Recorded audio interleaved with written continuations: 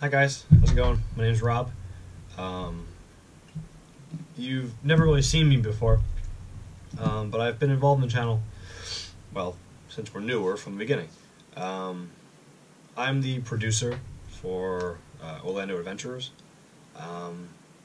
Basically what that means is I'm in charge of content.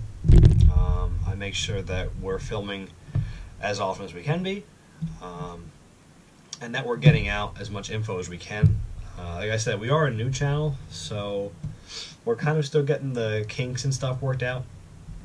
Basically, there's a lot to do. So we started a couple weeks ago, and we got one of our videos out, and the second we got our video out, it immediately became obsolete because Universal announced like everything at one time. So basically what I'm going to do today is explain everything that Universal announced in the last, let's say, 2 weeks. I was going to do this video earlier, but I've been away on vacation all week, so this is literally my first day back. And I'm going to explain pretty much everything that was announced last week and this week, as well as I can. And I'm going to put links to pretty much everything I described in the video below, so in the description below. So just make sure you check those out. I'll link as much as I can to the Universal Twitter, to I think Orlando Informer I linked to. So I'll explain it as I go by. But so the first thing I want to cover is,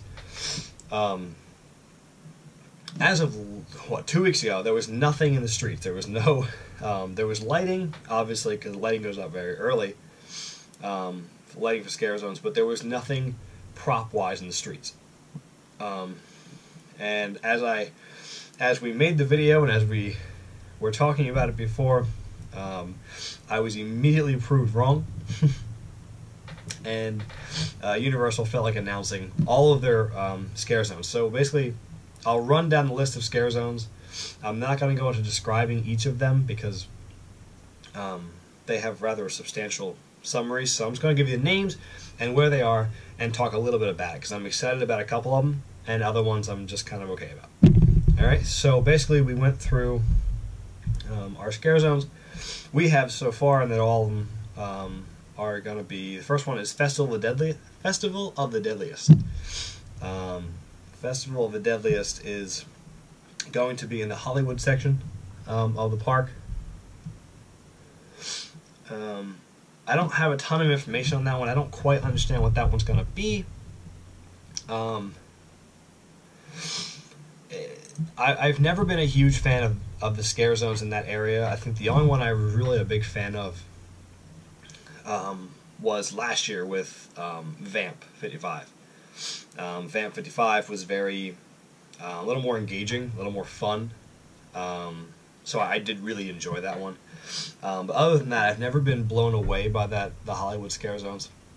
It was cool to see at Hard Nights 25 with all the icons and stuff. That was really cool to see all them set up, but I've never been blown away by that area.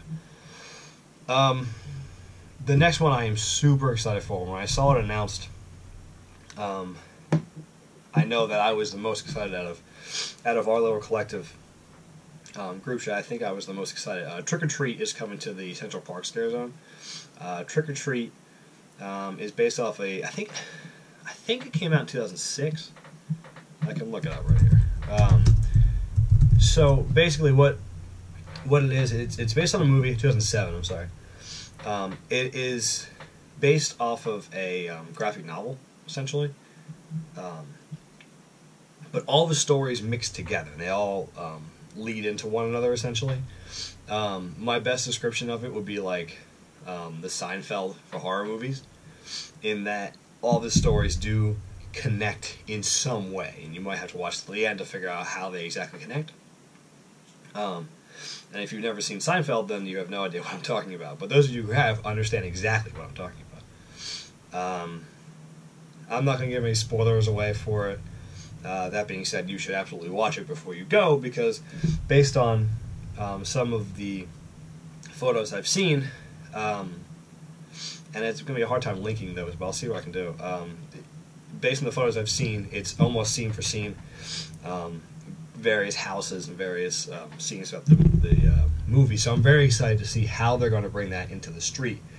I'm sure Sam will be there in some capacity, but I am looking forward to that.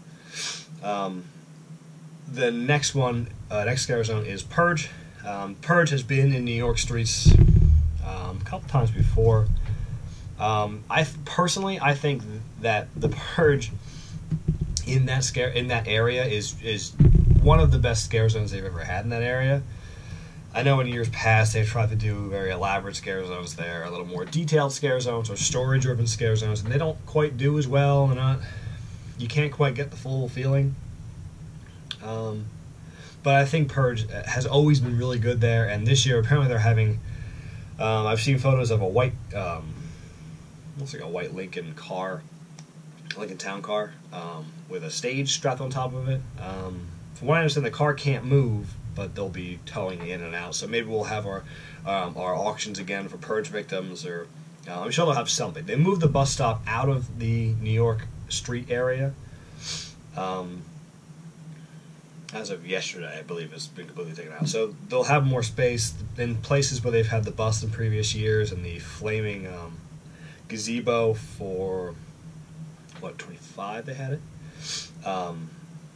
They took that bus stop out, so that maybe the town car will go there. I don't know. We haven't seen too much set up there yet, but we'll figure it out. We'll see if we can get you a live video hopefully within this week. I can get Christine and those guys to go down and walk around and get you some really cool shots, but we're trying. So the next one is Altars of Horror. Altars of Horror. From their description, from what I understand, it's going to be... sorry if my chair keeps creaking. They're going to be essentially the icons of horror in the movies that are being featured this year. So I imagine Jack Torrance from The Shining is going to be there. Probably the little girls from The Shining are going to be there. Ash will probably be walking around in some capacity. Maybe Jigsaw characters. Again, I get it, but I don't really think it's crazy. Maybe American Horror Story characters walking around, which would be interesting because last year they were solely in a house.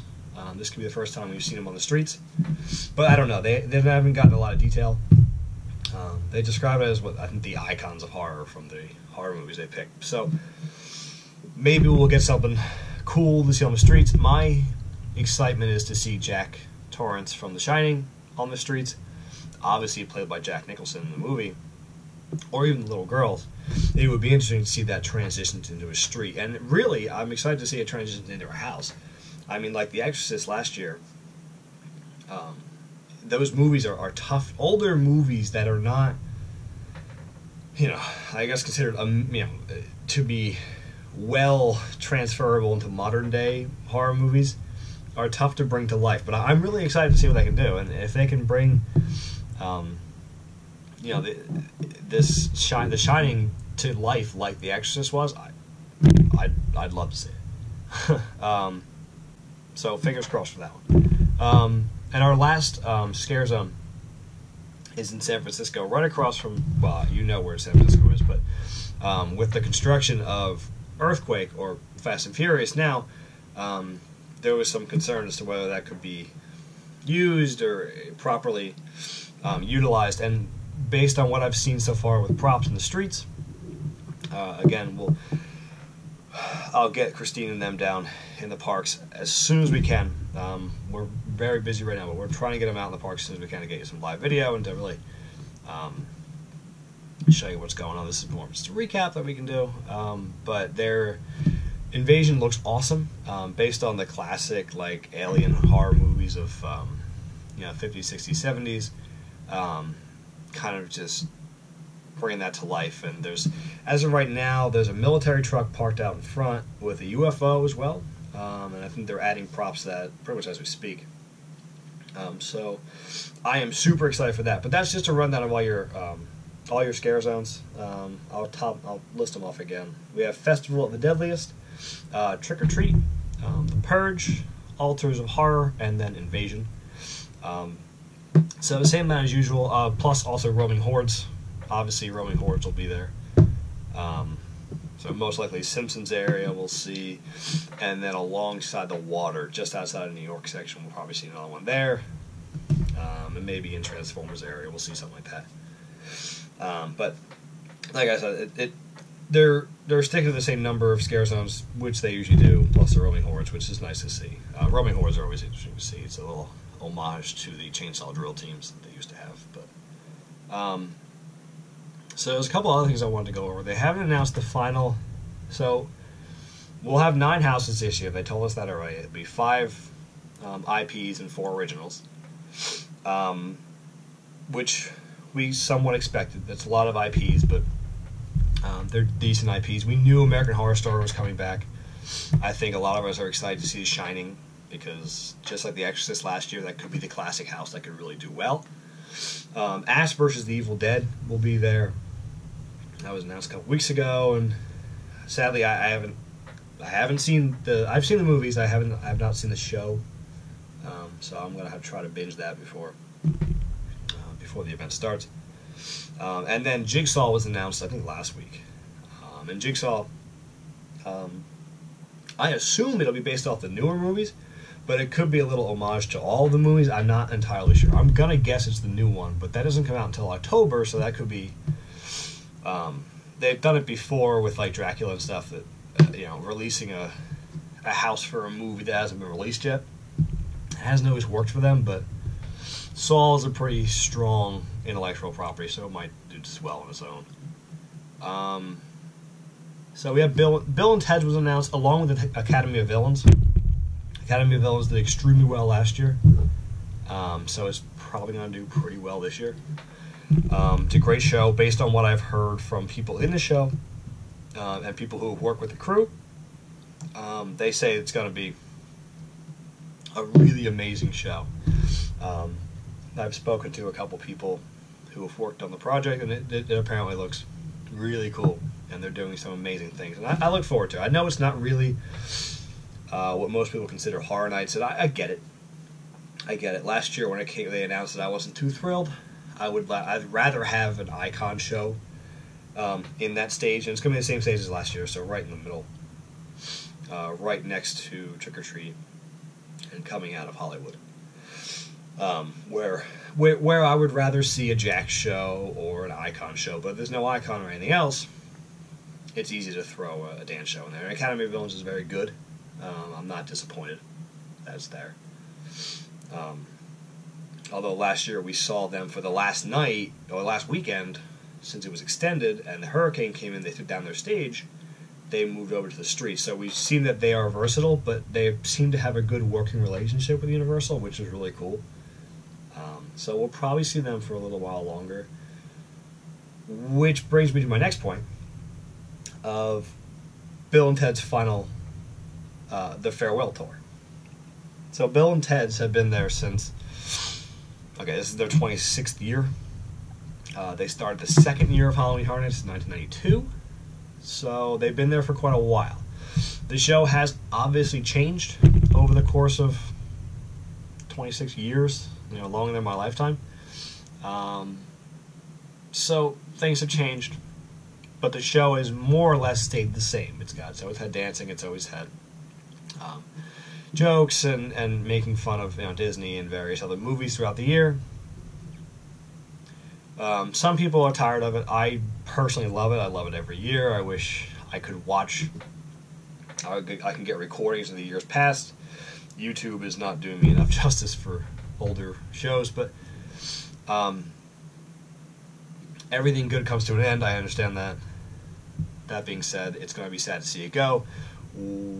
I wish we could record this year and post it to you guys, but that they definitely frown upon that. So we'll see what we can do. That stage, however, the removal of Bill and Ted's comes with some rumors. Bill and Ted's is a good show. It's always had not sold out crowds, but pretty packed crowds throughout the run of the event. A lot of people are thinking that since they're getting rid of Bill and Ted's, that means Fear Factor stage is going away. And I've heard rumors ranging from might be affected by Nintendo being added to the park. The strongest rumor I've seen, and the one I could see the most, is that Harry Potter will be expanding a little more into that area. I heard the Ministry of Magic might be what's replacing that, and you could I can see it making sense if you take right off of Diagon Alley and just kind of branch out a little path. You could very easily add a ride, and it wouldn't take much of a ride to have to force you to take down that stage. And Fear Factor is not as popular as it used to be, but you never know. I mean, this is just a rumor. I really can't speak to anything concrete. Maybe they're looking for a new show that might run permanently. Maybe they're looking to add a new ride unrelated to Harry Potter. I have no idea. Maybe it is Nintendo, but we don't know. I really have no way of confirming. That's just the strongest rumor I've heard so far, is Harry Potter being expanded. But again, it's very early on that rumor. But speaking of closures and rumors and Harry Potter and Nintendo, this year we saw the permits earlier filed for the Parade Building. Now, the Parade Building, if you don't know what it is, it held Halloween 2 last year. It held The Walking Dead the year before, and Roanoke in past years. It's the haunted house right behind the Curious George play area. This was built a long time ago, when that first area was kind of built, to house parade floats during this season. That being said, it's been used for Horror Nights for years. I think Scary Tales was used there a while ago, but it's been used for years. It's a massive, massive warehouse that can hold at least 2 houses, but one very long one. It's held great houses, but the permits were filed earlier this year for the demolishment of that parade building, which many took as a sign that Nintendo was going to come here, and that was the start of it. That being said, even if the kids area remains untouched next year, the parade building is still going away no matter what. That we saw the permits, it's going to be destroyed, which affects Horror Nights a bit. With the earthquake queue still being used by Fast and Furious and still under construction, I highly doubt that that'll be used for a haunted house even when it is open. A new ride, it's tough to use a new ride for a haunted house. That being said, I don't know what the layout of that is based on the Fast and Furious queue, so you never know. But the closure of the parade building means we have one house that, out of the 9, I don't know where that one's going to go. There's not a ton of extra space. We could probably throw it in a soundstage, but this is the first year Jimmy Fallon's being used or being open during Horror Nights. That might affect,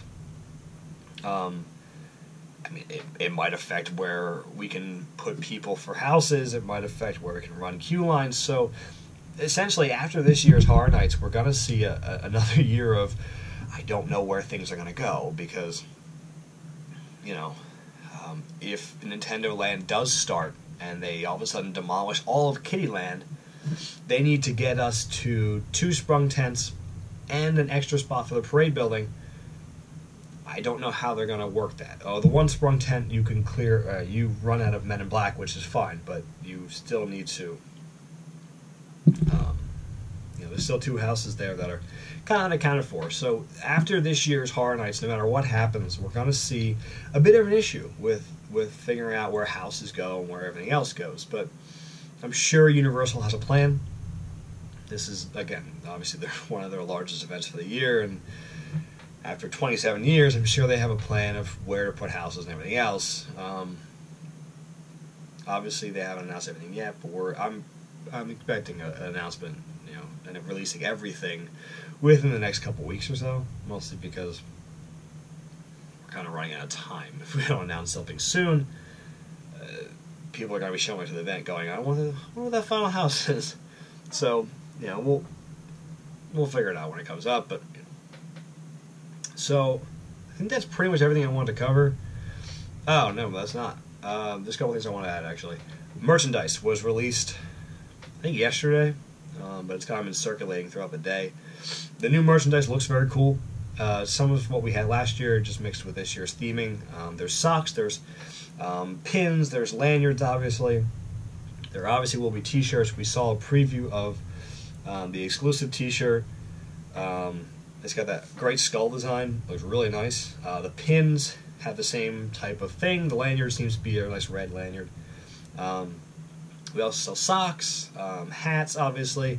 We also saw a wallet this year. I don't remember there ever being a wallet for merch before, but might be something to try.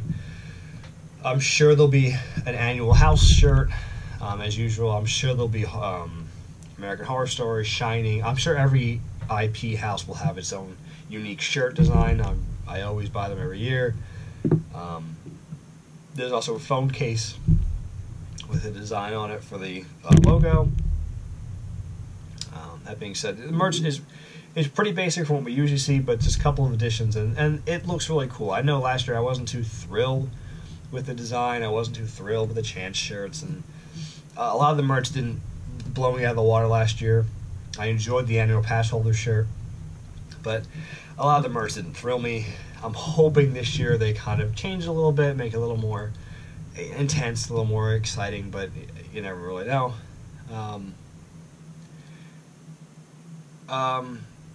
We have a trailer was released, and it seemed interesting to me because it was a trailer for both Orlando and Hollywood, which they are sharing content, but they're not sharing all their content, so it was a little interesting to me that they announced a trailer for both. But it was directed by Eli Roth, which was really cool, actually. I don't know, I hope you've had a chance to watch it, but if you haven't, I absolutely hope you do. I'll link it in the description below via YouTube.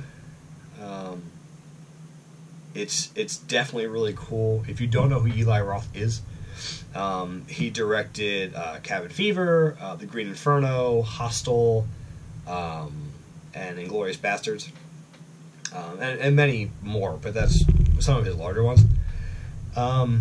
It's a really cool commercial. It shows a little behind the scenes, and then it shows the actual commercial.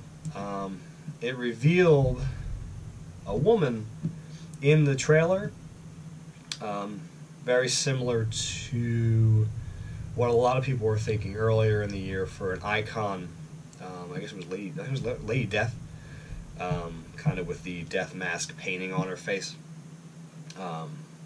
Obviously, we're still missing a house reveal for the IPs and four originals for Universal Orlando. So, not everything's been revealed, but the trailer showed you some cool things that will be in the houses, will be in the park. That we can kind of expand upon later, but definitely a cool trailer. I will link it below.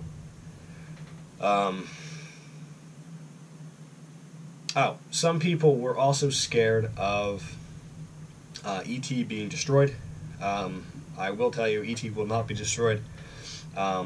E.T. just went through refurbishment last month, which is usually a good indicator that it's not going away. But it, along with being refurbed last month, Universal released last week, I think, in one of their press releases, that E.T. will be getting a nice little facelift, and they'll be kind of changing up the entrance for the ride.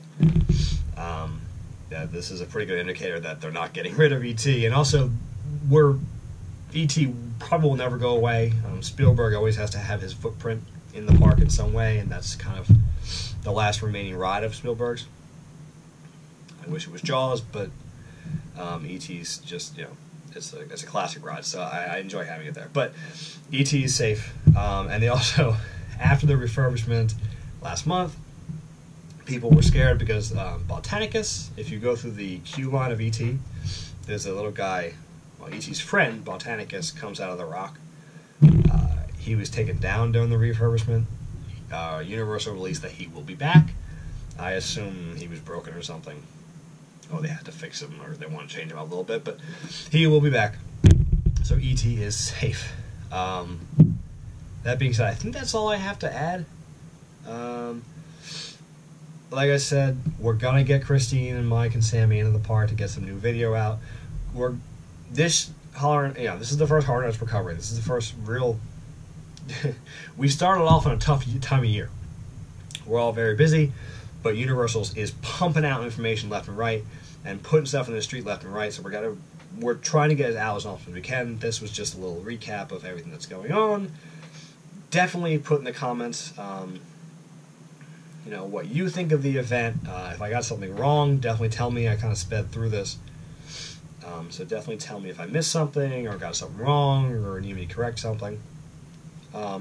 Also, put in the comments if you would like us to do a weekly or a bi-weekly kind of sit-down chat with me and Christine and Michael and Sammy, and if you want us to kind of sit and talk about Horror Nights or Universal stuff. We're all fairly knowledgeable in the parks and everything that's going on in the parks. I try to stay as up to date as I can on Universal releases and news releases and everything else. So if you want to, have a sit and talk and chat about the parks, we'd love to do it. Just write in the comments below if you're hearing that. And also, this year I know we seem chaotic, we seem a little behind, but we're trying. We're doing our best to kind of get started and kind of pump out as much information as much content as we can in such a small window. That being said, I will be in the park. I know I won't be in a lot of their videos, directly. I do live a couple thousand miles away, so it's kind of hard for me to film with them. They'll be mostly in the parks. That being said, I will be down in Orlando, September 21st through the 24th. I will be in Universal and Islands of Adventures those 4 days. I'm going to film as much content as I possibly can with them. We're going to give you as much video and photos and live stuff from inside the parks, as much as we can every night. And then when I come back home, they'll still film. This year, we're trying to give you as much Horror Nights, as much content as we possibly can. We're also trying to give you some exclusive stuff, or just little helpful hints and tricks. If you've never been to Horror Nights before, if you're new to Horror Nights, it can be a little daunting. I get it. I've been going for several years. They've been going nightly for several years. So I understand it can be daunting. We're going to show you, how to get around a Horror Nights like a pro, how to make the best of that small window of Horror Nights when there's 3 or 4 hour waits. Just kind of give you as much help as we can. So we'll try to bring you some exclusive content, see if we can get some VIP tours or some lights on tours, or so we're going to bring as much content as we can. Bear with us, and thanks for listening.